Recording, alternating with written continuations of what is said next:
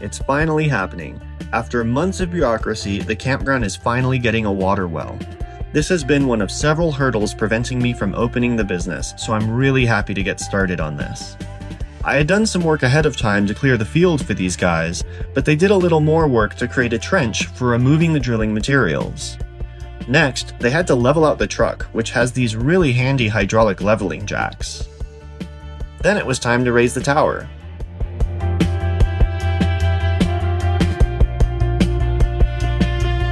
And finally, the drilling began.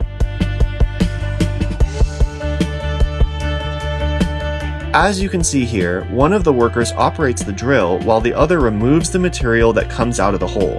It's back-breaking work. And while you can see water coming out here, that's not because we hit water, but rather because they're blasting the hole with water and air to make drilling more efficient.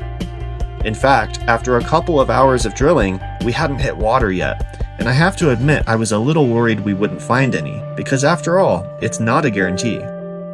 But with the sun going down, it was almost time to call it a day.